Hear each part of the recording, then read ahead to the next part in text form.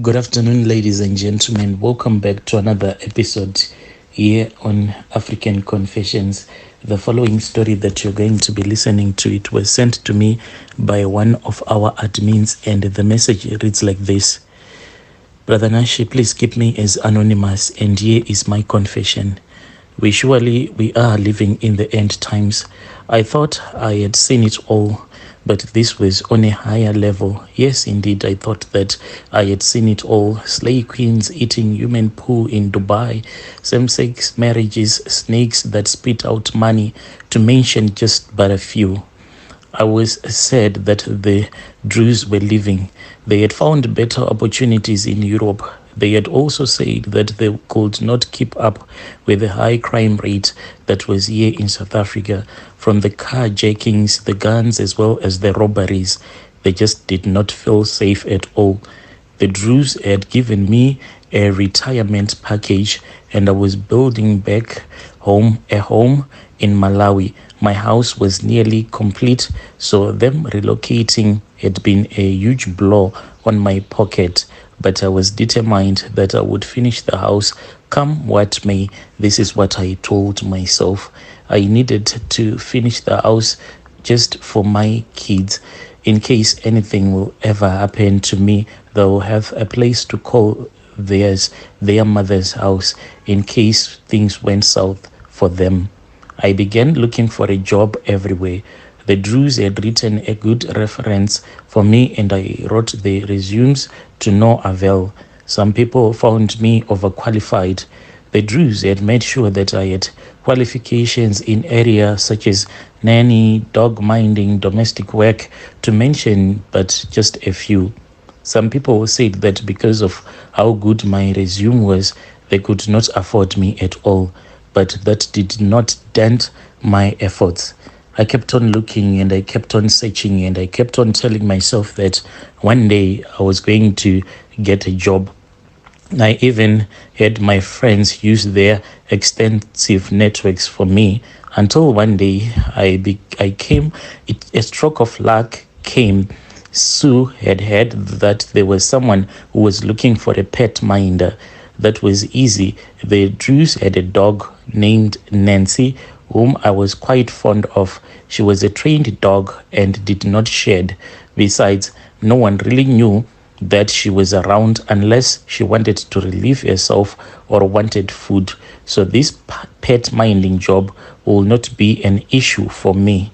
Vic had been the one who was going to look at my resume, and he had decided there and then that he was going to hire me.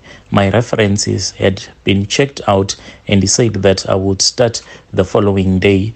Vic lived in an affluent suburb, a leafy suburb where the rich and the powerful lived.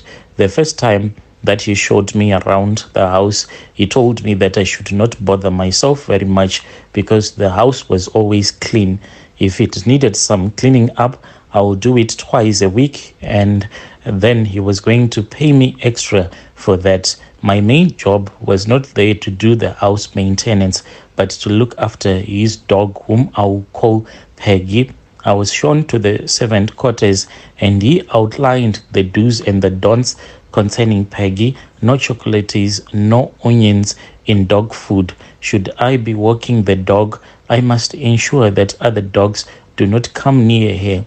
Even this, if it meant that I had to lift the dog, I was supposed to do so. There was no negotiation when it came to this dog. I thought the conditions were fair enough. Besides, a dog, I said, does not need too much attention. Vic lived alone in the house. No kids, no wife, no nothing. Maybe he was a loner who loved his own space.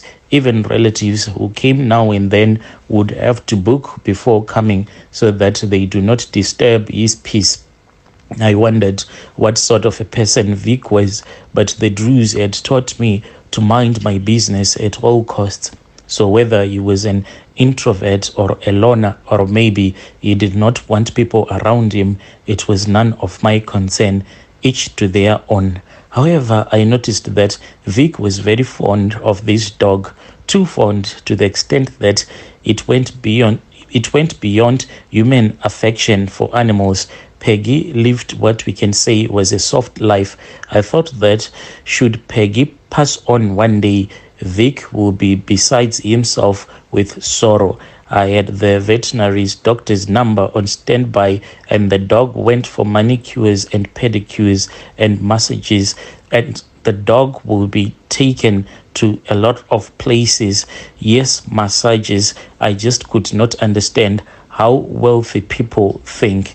A whole dog going for grooming, and not just grooming, but Peggy went to a spa for dogs where she would receive pampering, a whole spa. Some people would die to have the life of Peggy.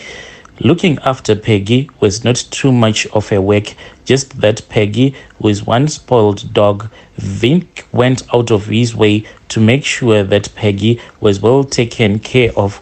One day, I decided to wake up earlier than usual, needed to clean the house, and later on, Peggy, I had to take her to the spa.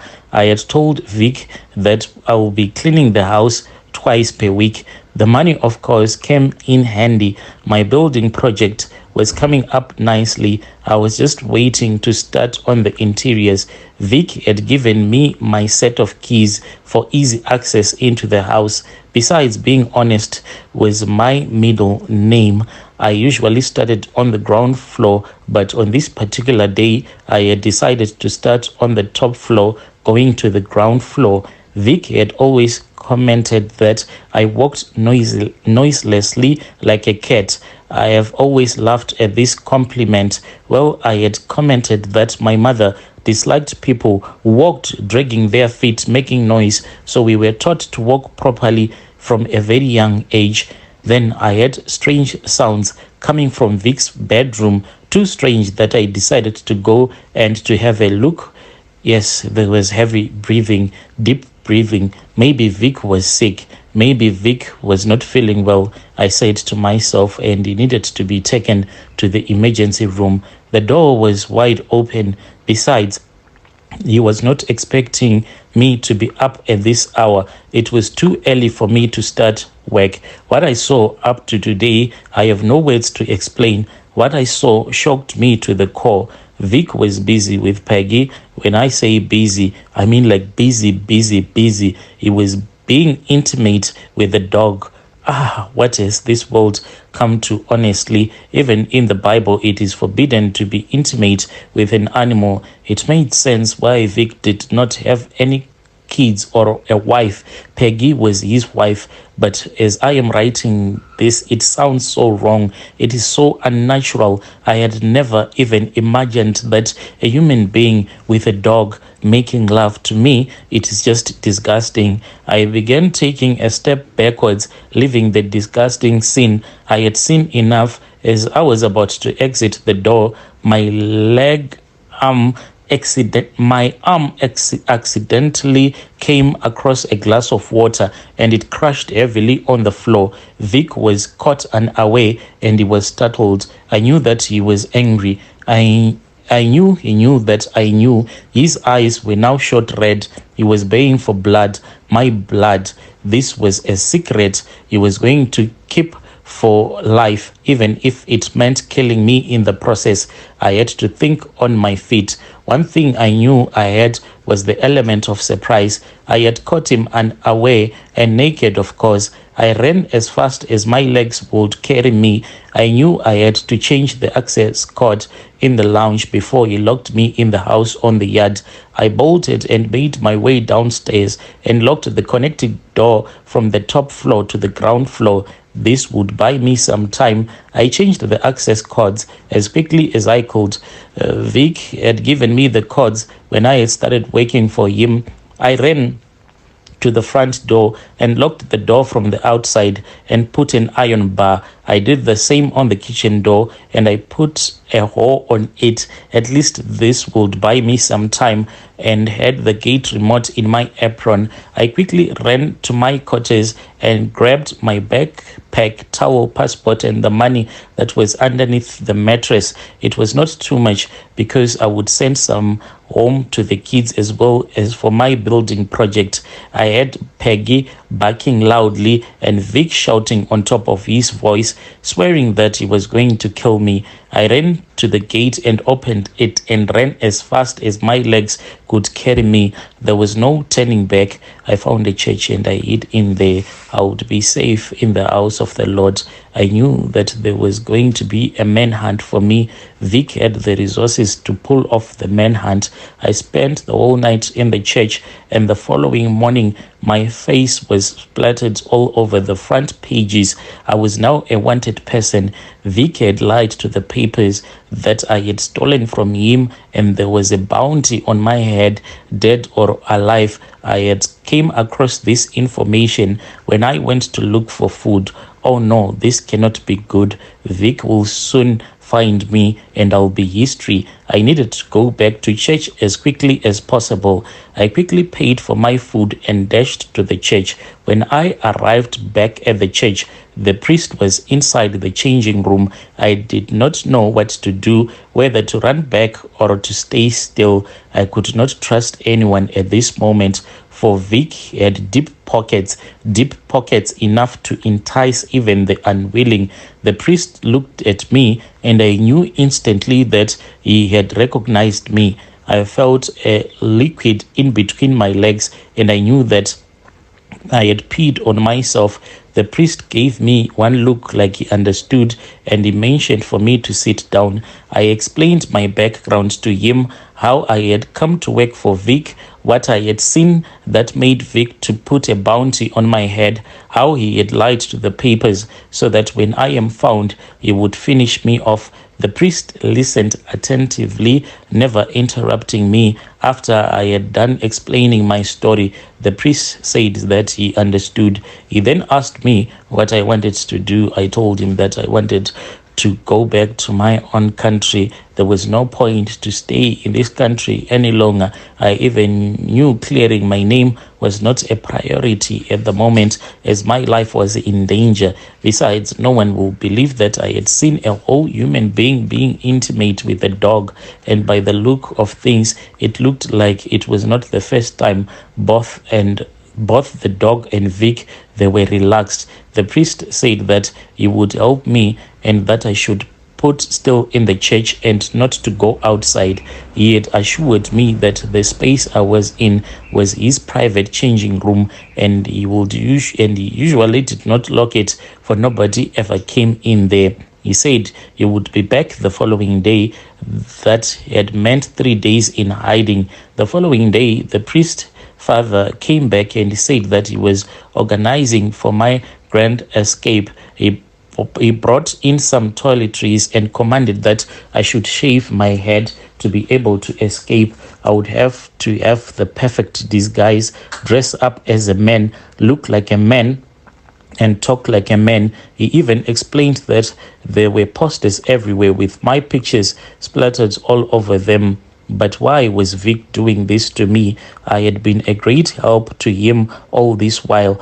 It's just that I had not seen what I was supposed to see. Besides, I would not tell a soul, as no one would believe me. The pastor came there the following day, and as I was about to be dressed up, and I was supposed to dress up like I was a priest, and I should let him do the talking should we come across a roadblock. I draped myself in the clothes. They were deliberately oversized so as to cover the curves, a fake beard and glasses, and when we were done with the disguise, I could hardly recognize myself.